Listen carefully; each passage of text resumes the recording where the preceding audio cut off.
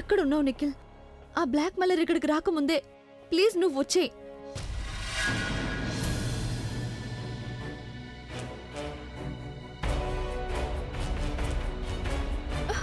వదులు.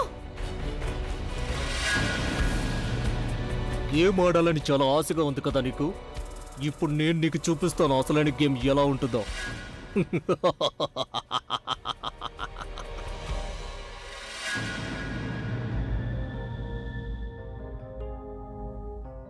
ప్రజ్ఞ, అమ్మమ్మ, ఆ అమ్మ బానే ఉంది కదా?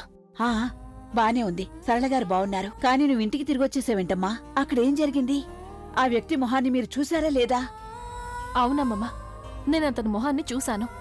నేను మీ అందరికీ చెప్పినట్టు ఆ వ్యక్తి ఇంకెవరో కాదమ్మమ్మ, అతను నిఖిలే. నిఖిలా? అంటే తను నిఖిల్ బిడ్డకి తల్లి కాబోతోందన్నమాట. తన్ను వేసే ప్రతి ప్లాన్లో, ప్రతి మోసంలో నిఖిల్ కూడా బాగా ఉందన్నమాట. ఇంత పెద్ద మోసమా? పైగా సరళగారికి ఈ పరిస్థితి కూడా ఆ నిఖిల్ కారణంగానే వచ్చింది. మనందరి ముందు ఎంతో మంచివాళ్లా ప్రవర్తించాడు. అతనికంటే మంచి వ్యక్తి ఇంకెవరూ ఉండరన్నట్టు మనింట్లోకే వచ్చి మనందర్నీ పూర్తిగా నమ్మించి మనల్ని మోసం చేశాడు.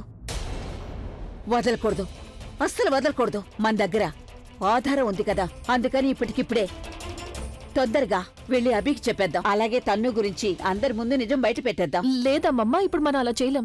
నేను కేవలం అతని మొహం చూశాను అంతేకాని అతనికి వ్యతిరేకంగా ఎలాంటి ఆధారమూ సేకరించలేకపోయాను. కానీ అమ్మమ్మ, మీరు కంగారు పడకండి.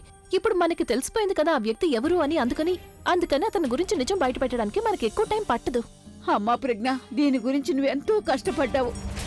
ఆ వ్యక్తి మొహం అయితే చూశావు, కానీ ఆధారం లేదు నీ దగ్గర. ఏం పర్వాలేదు. చూడమ్మా, నువ్వు నిజాయితీ గల దారిలోనే వెళుతున్నావు. భగవంతుడు నీకు తోడుగా ఉంటాడు.